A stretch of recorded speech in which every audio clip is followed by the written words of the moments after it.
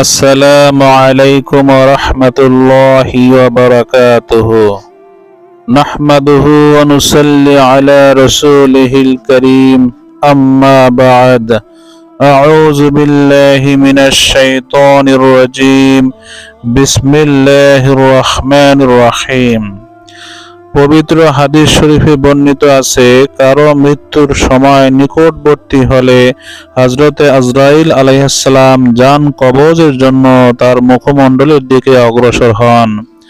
তখন মুখমণ্ডল বলে, ওহে মৃত্যুদূত, আর এগিও না, কারণ আমাকে দিয়ে এ বান্দা প্রতিনিয়ত আল্লাহর জিকির করেছে, কাজেই তোমার বাসনা পূর্ণ হবে না।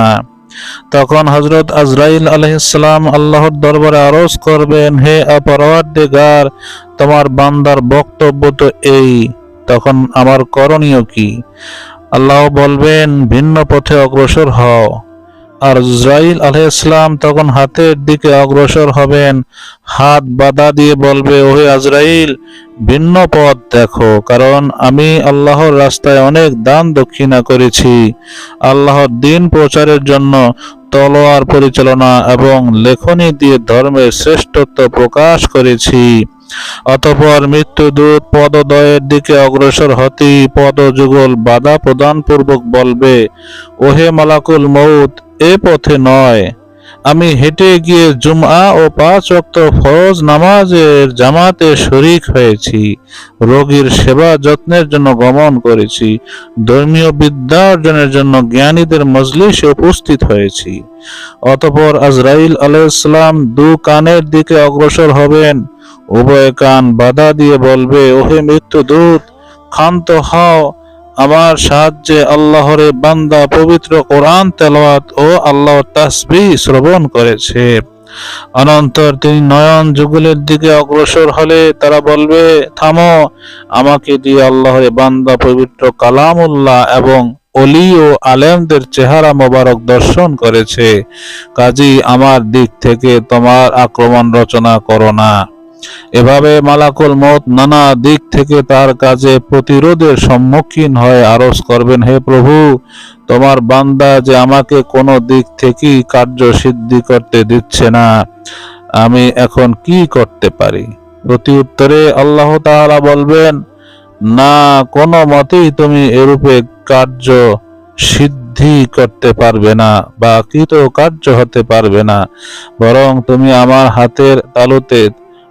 তুমি তোমার হাতের তালুতে আমার নাম লেখে আমার বান্দার চোখের সামনে উপস্থাপন করো, অতঃপর দেখো কি দাঁড়ায়। হযরত আজরাইল আলাইহিস সালাম হাতের তালুতে আল্লাহর নাম লেখে বান্দার চোখের সামনে ধরা মাত্রই তার রূহ আল্লাহর নামে অস্থির হয়ে সকল জ্বালা যন্ত্রণা বিস্মৃত হয়ে ঊর্ধ্বলোকে বিলীন হয়ে যাবে। যারা স্বীয় অন্তরে আল্লাহর নামের মোহ রাখতে পেরেছেন, তারাই আল্লাহ প্রদত্ত শাস্তি, যাতনা ও অপদস্থতার গ্লানি থেকে নাজাত পেয়েছেন।